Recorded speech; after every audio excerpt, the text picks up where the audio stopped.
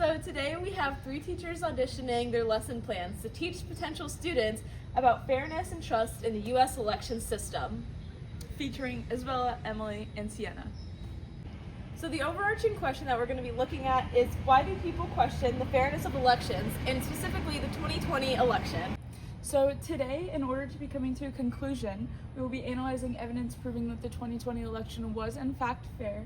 We will be discussing the role of conspiracy theories and groupthink in shaping doubt, and we'll be emphasizing critical thinking to maintain trust in future elections. And this is essential because trust in elections is crucial for democracies to function. The first article that we're going to be looking at is by the Associated Press, and the title is Far Too Little Voter Fraud to Tip Elections to Trump, Associated Press Finds, by Christina Cassidy.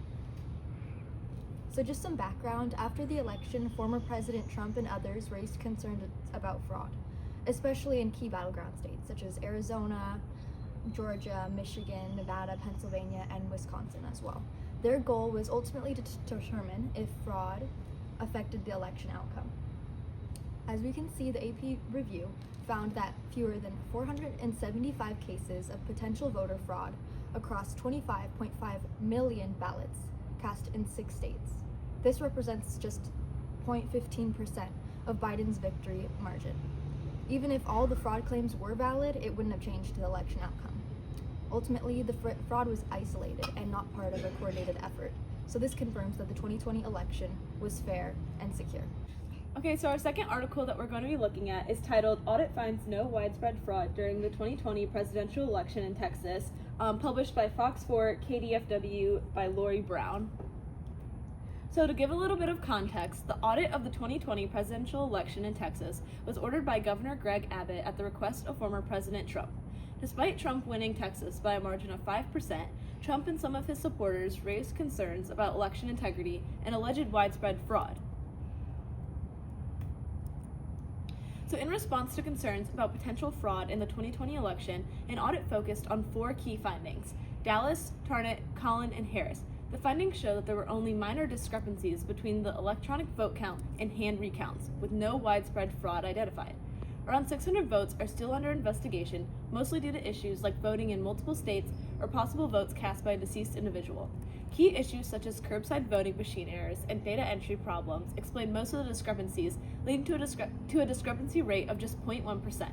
The audit continues to focus on Texas' largest counties, with particular attention to 2 Democratic counties, Dallas and Harris, and the 2 Republican counties, Tarrant and Collin. While 483 potential non-U.S. citizen voter records were flagged, most are still under review. Expert opinions, such as that from Dr. Cal Jolson, suggest that only a handful of illegal votes out of 3.88 million are likely to be found. The majority of discrepancies would be attributed to errors. The audit is now entering phase 2, where a broader review of election materials will take place. So our next question is, if the 2020 election was verified, then why do people still doubt the results? So getting into it, leading up to the 2020 presidential election, President Trump and his allies made significant claims about the fraudulent nature of mail-in voting, even before the election was over. Ironically, Trump himself voted by mail, which created confusion about the consistency of his stance on the matter.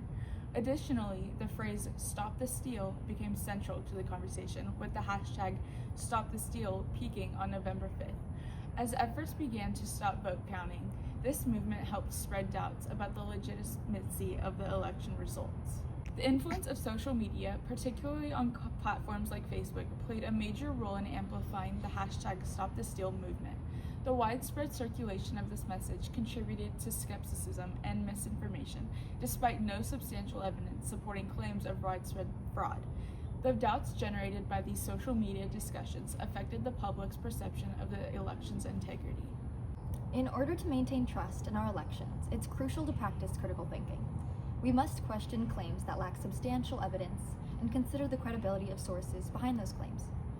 Rather than simply accepting rumors or unverified accusations, we should rely on objective, evidence-based approaches when evaluating election results.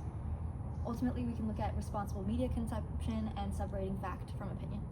Ultimately, this helps to preserve confidence in the integrity of the voting process. The media also plays a significant role in shaping public perception of elections. By engaging with trustworthy, reliable sources and fact-checking claims, we can help protect the democratic process. It's also important to differentiate between facts and opinions, as this distinction enables us to make informed decisions and foster trust in the election system.